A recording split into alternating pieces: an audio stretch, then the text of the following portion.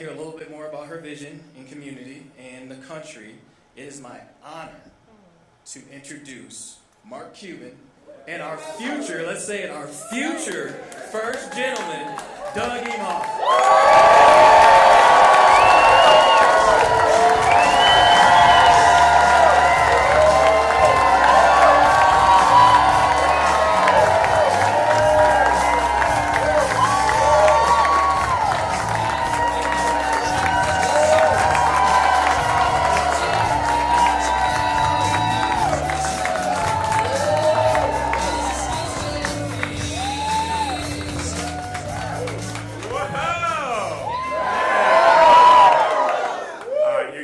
Mark Cuban soon, don't worry. He is amazing. Terry, where's Terry? Thanks so much, Terry. We've spent most of the afternoon together in Grand Rapids. What a leader, what an entrepreneur, and he makes a really good bunch of beers. I just had a little bit, don't worry. I'm going to get through this speech. Black Calder Brewing Company is a type of success story that Kamala wants to help replicate all over the United States when she is President Harris. And thank you, Justine, for hosting us here at the Center for Community Transformation. And Rep. Skolton, where are you? Rep. Skolton, thank you so much for being here and for everything that you do. It's great to be here in Michigan and Grand Rapids. Wow. So look, we got 16 days to save our country. That's it. We're in the home stretch. It's right now. So I think she was here last night in Michigan.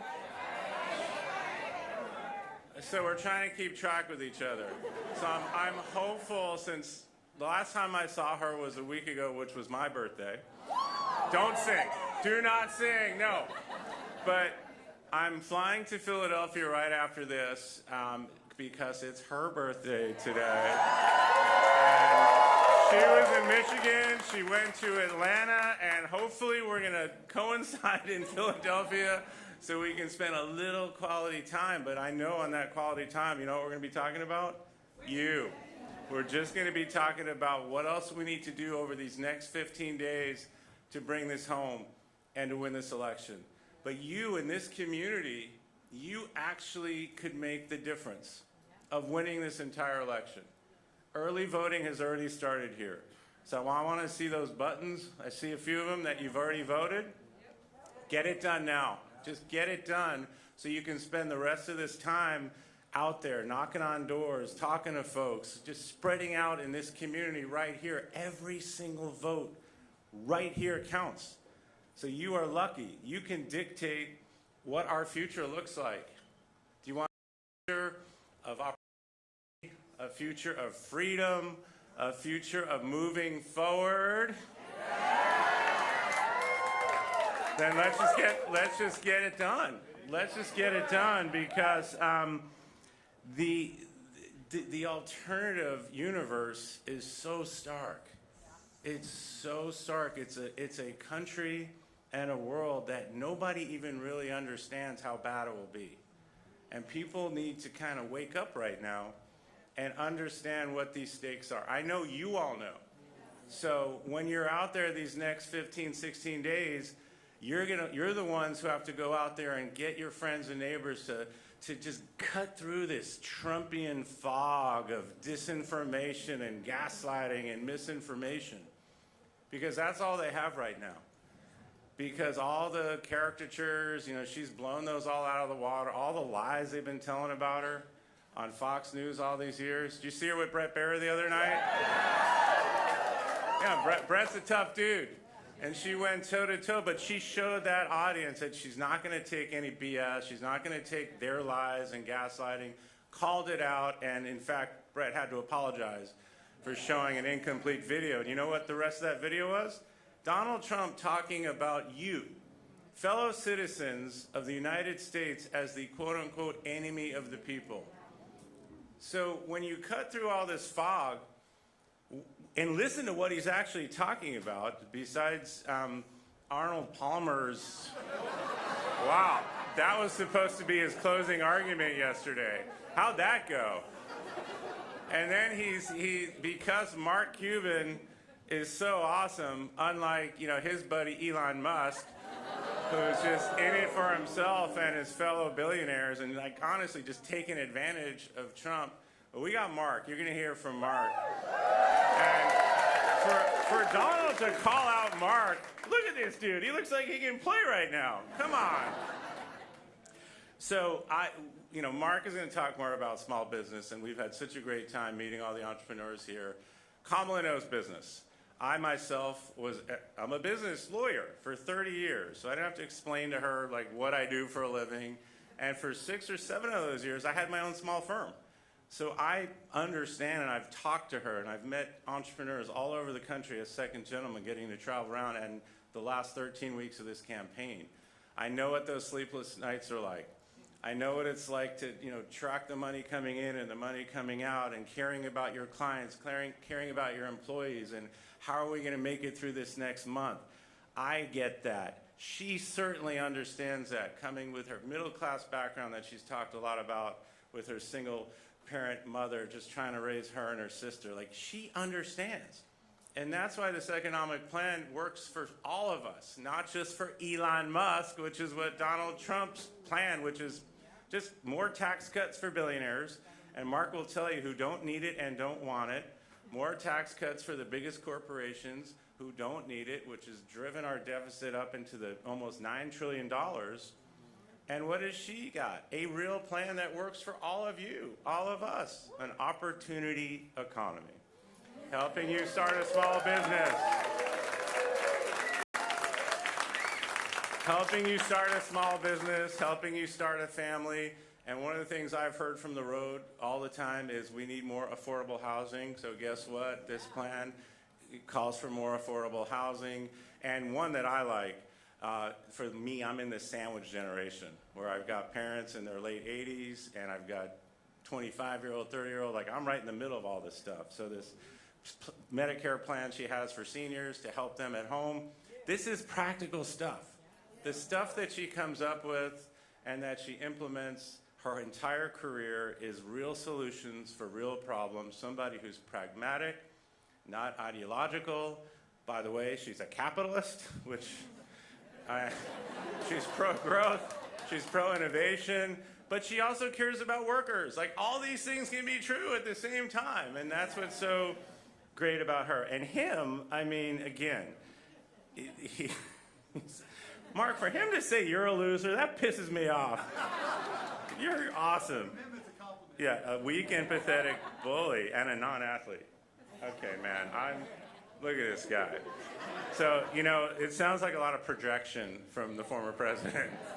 All those things might apply to him. Okay.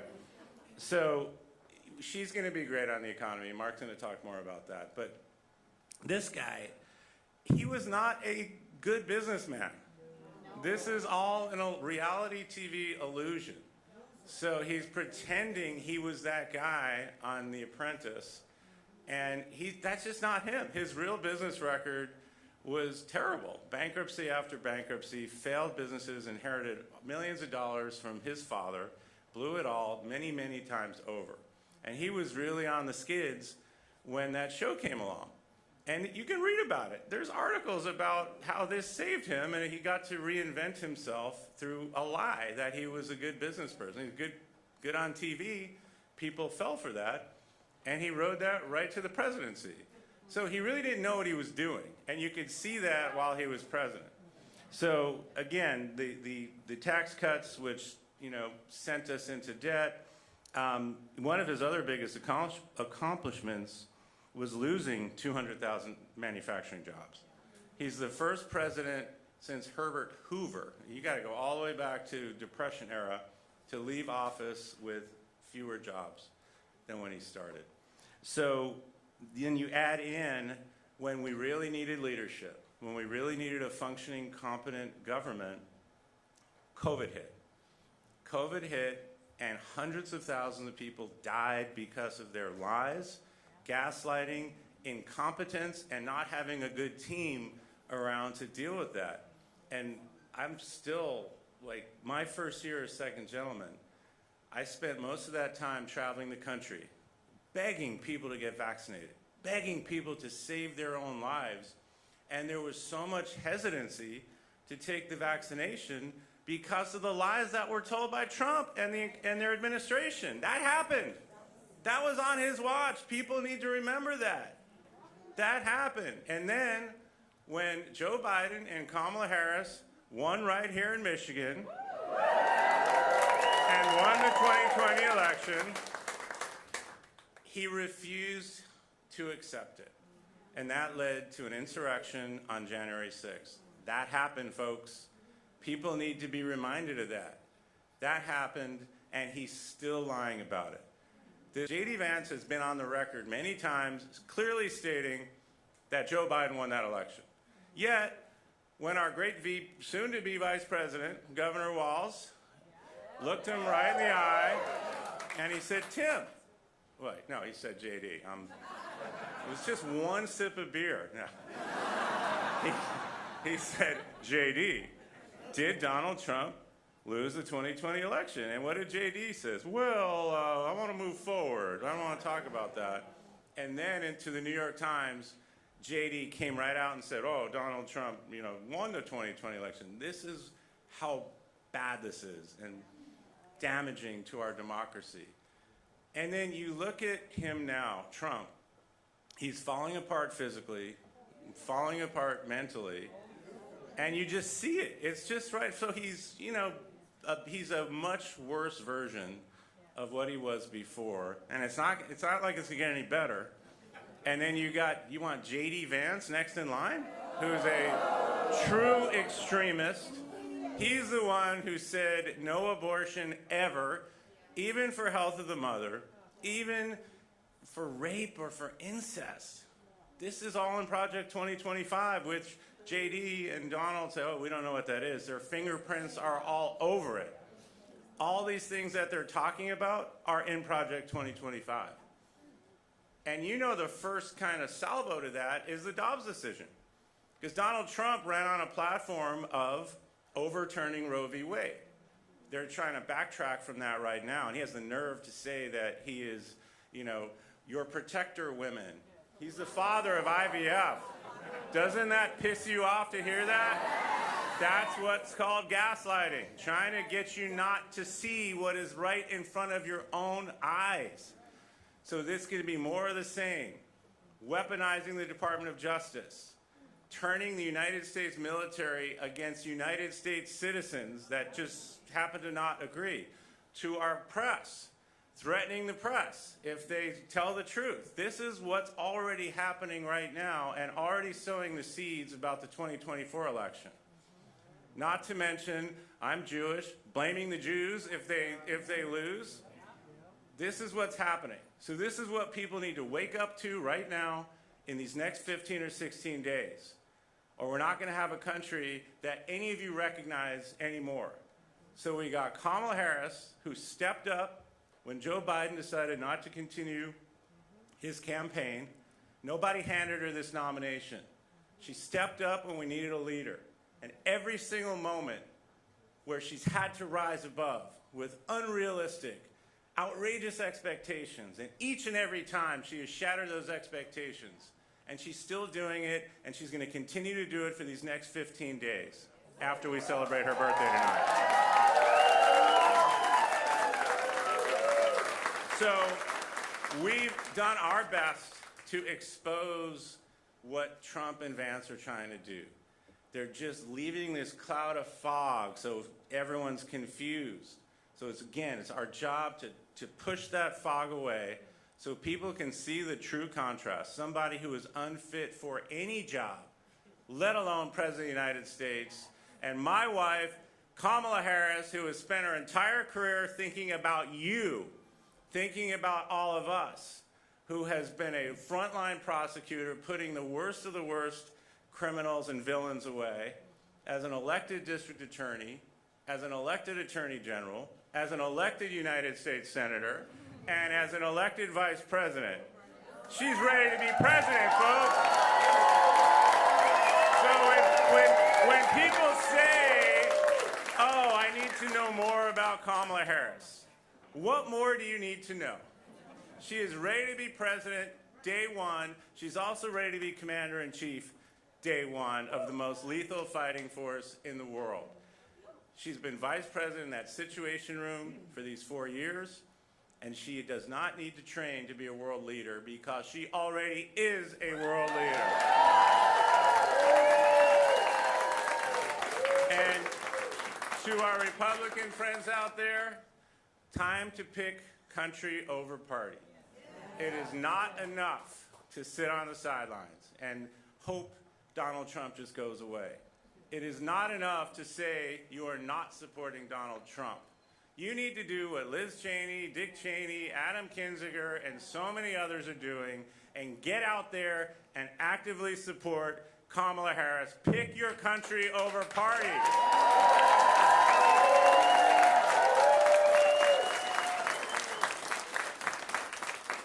So I'm going to turn it over to Mark. I'm fired up. You can see that. Yeah, I can't waste any more time. We got to get people to see this. So you get out there, do everything you can to convince everyone in this community to do the right thing, save our country, and vote for my wife, Kamala Harris, as the next president. So I want to listen to Mark so much, but he's been so amazing on this campaign. He's so incredible. I'm so glad we have him. So I am going to get on that plane and hopefully, if everything works out, meet my wife in Philadelphia, where we will have a tiny amount of couple time to celebrate her birthday. And then we're right back out there tomorrow. So thank you, and please elect Kamala Harris. And now I'm honored to introduce Mark Cuban.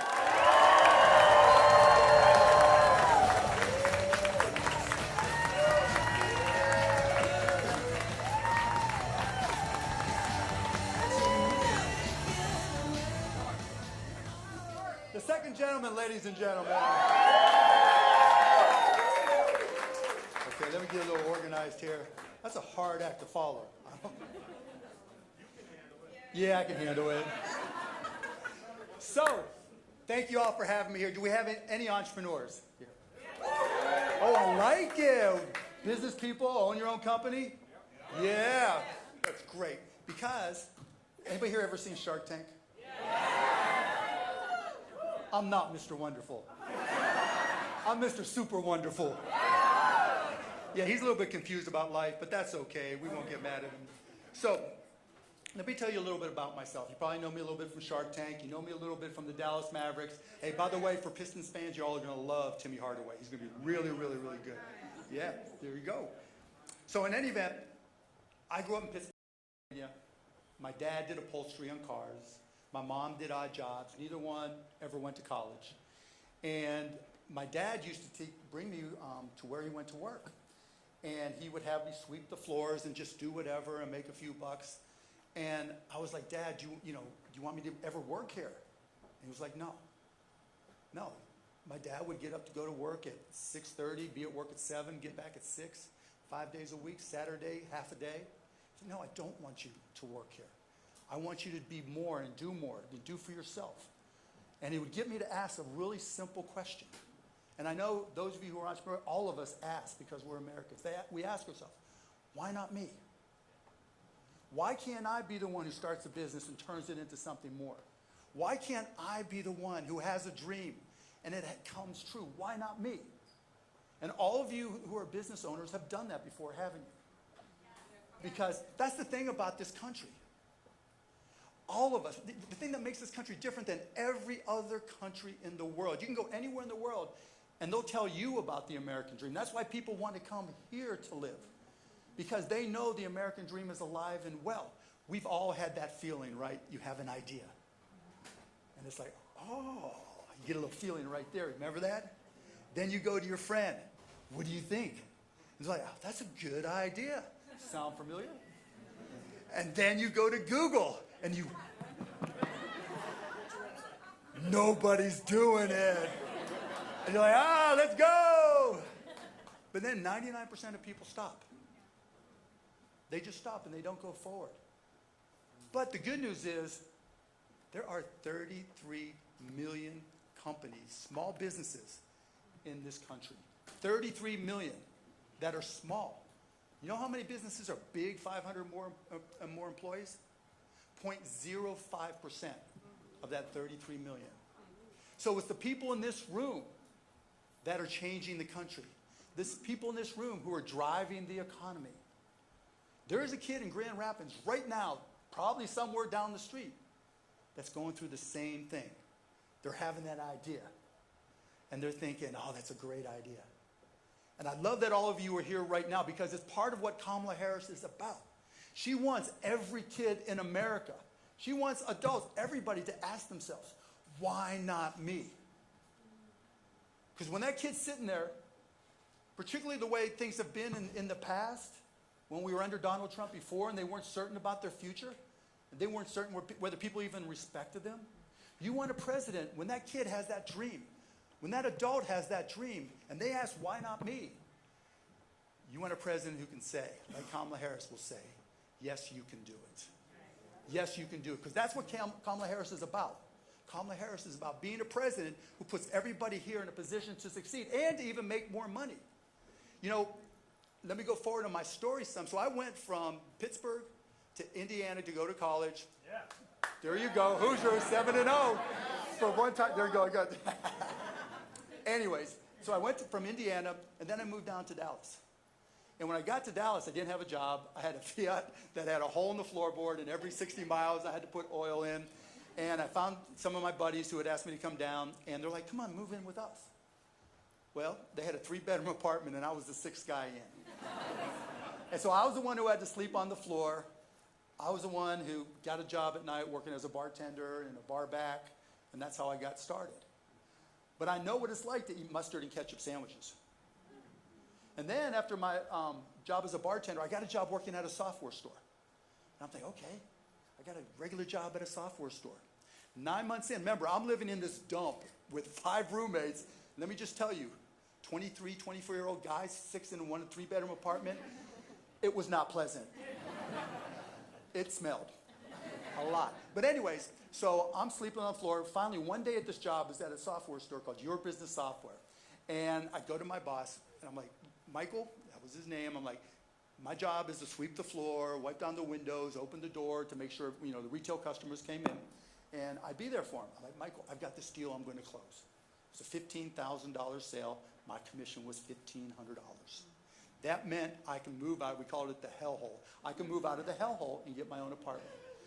So I went to Michael. I said, I got someone to cover for me. I'm going to go pick up this check. And I'm going to come back and hand it to you. He goes, no, I need you to open the store. I'm like, I got it covered, Michael. He says, no. Like, I made the executive decision thinking, if I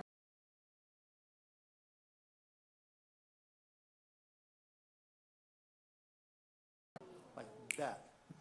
So here I am, sleeping on the floor, mustard and ketchup sandwiches, gained 20 pounds because I would take $5 to a local pub where they had all the fried mushrooms and like they would see me coming and go, oh no, you know. Anyway, so I was stuck. But fortunately, I was able to find one business, a company called Architectural Lighting. And I said to them, look, I'm broke. I got nothing. Eating mustard and ketchup sandwiches. If you front me this $500 for the software I know you want, if it doesn't work, I'm going to come here and wash your car, sweep your floor, walk your dog. I don't care. Fortunately, it worked. And I was able to turn that into a company called Micro Solutions that I built up to 80 people, went 7 years without a vacation. 7 years without a vacation because I know what it's like to grind. I know what it is to be an entrepreneur and have your back against the wall. But then I was able to sell it. $6 million, which is a lot of money. But do you know what I'm most proud of? $1 million of that went to the employees. And then I went and turned that into another company. So right around 1995, one of my buddies from Indiana, go Hoosiers, comes up and says, you know, there's this new thing called the internet. There's got to be a way we can listen to Indiana basketball down in Dallas. I'm like, cool, let me think about that. And so literally we started a company called AudioNet, and that was the very first streaming company. And so we built that up, took it public. It was the biggest IPO in the history of the stock market, and I sold it for a lot of money. But the best part about that is we had 330 employees when we sold. 300 of them became millionaires. There is a way, right? And then, just to fast forward, when I sold part of the Mavs, we paid out almost $50 million in bonuses to fewer than 400 employees. So the point being there, business can do good. Business can do well. But not everybody thinks like that. I know the power of broke. You all know the power of broke when your back's against the wall. You think Donald Trump knows the power of broke? You think Donald Trump ever slept on the floor? You think Donald Trump ever ate mustard and ketchup sandwiches? Could you imagine? Please, can I have some Grey Poupon with my mustard and ketchup? No. That's not going to happen. In a Trump world, it just doesn't work like that. He just doesn't understand business. In a Kamala Harris world, she does. Like Doug was saying, she's been there. She's been through the struggle. She knows what the power of broke is. She knows that the biggest businesses will start with the smallest grain. Just one individual right here in Grand Rapids can turn it around. When they've asked themselves, why not me? They can turn it around and turn into something. Donald Trump, on the other hand, he does things like tariffs. Where you want, look, tariffs can be strategic, okay, at times, but across the board tariffs, that's just dumb. And you know why it's really dumb? People think, you know, he talks about, well, we're going to bring manufacturing back from overseas here. Let me ask you all a question. How many of you own an overseas manufacturing plant? No factories in some country somewhere? No. It doesn't help small businesses. And remember, small businesses are 99.5% of all businesses. Small businesses create more than 55% of new jobs. Do small businesses matter? Yes. Small businesses are everything. That's where the growth comes from, and Kamala understands that. And I'm going to tell you why tariffs are really, really bad for small business. People don't realize that some of the most popular products, some of the things we buy all the time on a daily basis are made in China. It's just the way it is. It's cheaper. I mean, the reality is, we like to think we like to pay up for American products, but we don't. You guys know that. You know, you're going to buy what's most cost effective for your family. Donald Trump doesn't know that. So when he just starts talking about a 60% tariff on all things from China, your books are going up for school. Sporting goods, products, bats, balls, all the things you want to get for your kids, going up in price. Clothes, going up in price. Everything's going up in price. And when those things go up for the people, anybody here import goods at all? Any retailers here? No? Okay. Well, I'll still use this example. When those products go up in price, that means people sell less. The retailers sell less. But it's even worse than that, because the things I just mentioned, those are the things you're looking at buying for your kids and your family for Christmas. So if prices go up because he does imports, he puts a 60% tariff on imports from China, what happens? You're not able to buy as much for your family for Christmas. Donald Trump is the Grinch that's trying to steal your Christmas. Am I wrong? No. And when those prices go up and you can't buy all those presents, not only are you heartbroken, but think about retail stores. The knick-knack store down the street that's been there forever, the clothing store was like, how do you guys stay in business? Oh, they got great clothes that they pick out. Those companies get it even worse. You know what they say, where that stuff goes downstream, right? It goes right on them. He's trying to put them out of business, and he doesn't even know. That's the worst possible part. You've got to know about these things. He just doesn't care. The distributors, the retailers, he just doesn't care. He'll jack up those prices and not care less. But then there's healthcare. Those of you with businesses, what's it like dealing with healthcare? It's scary as hell, isn't it? Because it's almost impossible for a small business to provide all the health care you want to compete with bigger businesses. And then, if they use the ACA, which is a great program, they have a higher deductible. And so the prices, when you see these pharmaceutical companies, and it's not even the manufacturers as much as the middlemen, jack up the price, it's terrifying, isn't it? Because when someone in your company gets sick, who worries just as much as the person who got sick? You. It's your business. These are your employees that work for you. And so it's terrifying to know that not only can you not help them, They can't help themselves, and they can't show up for work. And when they can't show up to work, who's responsible? You, right? It's hard enough to run a business, let alone being terrified about your health care costs. Kamala Harris understands that. You've heard her talk about getting rid of the pharmacy middleman. They're called pharmacy benefit managers. And when you get rid of the pharmacy benefit managers, the big ones, the not transparent ones that jack up prices, when you get rid of them, your drug costs are going to go down 20 or 30%. So when people talk about inflation and Donald Trump says, drill, baby, drill, let me just tell you how stupid that is, right? Because if everybody drills, the price goes down. If the price goes down, are people going to keep on drilling? No, they stop, right? It just doesn't make any economic sense. But, yeah, our costs have gone up 19, 20% over the last 4 years. That's a fact. His drilling is not going to change that. But if your health care costs, particularly starting with your medications for you and your employees and your family, go down 20, 30% or more, will that more make up for it? Yes. When your health care costs go down because we're instituting new programs, will that make up for it? Yes. And that's the point. So when we talk about inflation, it is what it is, right? It's unfortunate and it was painful, but there's a way to compensate for it. And what Kamala Harris is doing to eliminate the middlemen in pharmacy and healthcare, that's going to push your costs down. And as a CEO, as an entrepreneur, as a founder, not only is that helping you, it's helping all your employees. And when it helps all your employees, that helps the business. When it helps the business, that helps the community. When it helps the community, that helps everyone.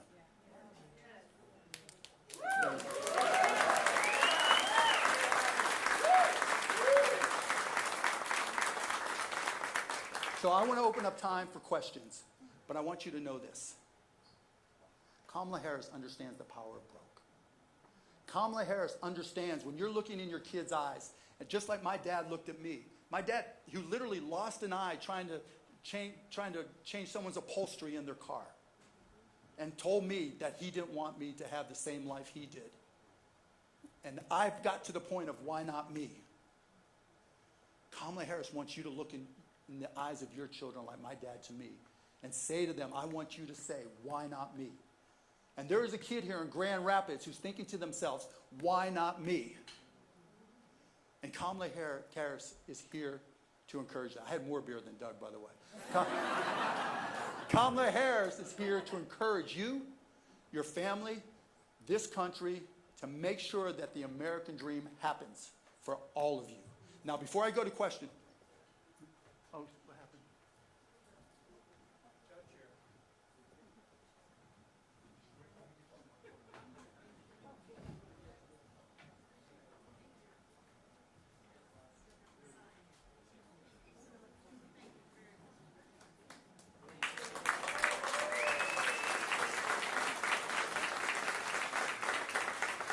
So before I get to questions, I have a favor to ask. It's not a big favor. For those of you who own businesses, would you like to make more money? Yes. Would you like help growing your business? Yes. Would you like community development funds to increase so there would be more? Yes. Well, then you're going to have to spend these next 16 days going out and recruiting people to vote. Yes. You can already vote now. So literally, one of the most important things you can do to make money as an entrepreneur, as a capitalist, and you heard Doug say, Kamala is a capitalist. And let me just tell you, Kamala, I sat and talked to her the other day. She goes, I love Shark Tank. And she started telling me about deals. You know, I watch Shark Tank all the time, even the repeats. And I'm like, oh, I like you even more now. But Kamala Harris understands what it takes to help you grow your business, and she's putting in those programs. But if she doesn't win, we go back. She will win, right? But it's going to take we can't take that for granted. We can't take it for granted. We want a landslide, but it's going to take everybody going out there. So literally, the most important thing you can do, don't even think about politics. Don't even think of it as any way other than your business, your pocketbook, your future. Is it worth going out there and talking to your friends and saying, come on in, I'm going to walk you to the ballot. I'm going to help you send in your mail ballot. Is it worth it? Yes. 16 days. Can you spend 16 days spending a little bit of time? I already know as entrepreneurs, you're already grinders. If you live in Grand Rapids and you have a company, you're a grinder. I need you to keep on grinding, to go out there and take people to the polls. Elon Musk wants to pay them to go to the polls. We don't need to do that because we know people believe. So I need you to do all of that. Will you go out and get people to go to the polls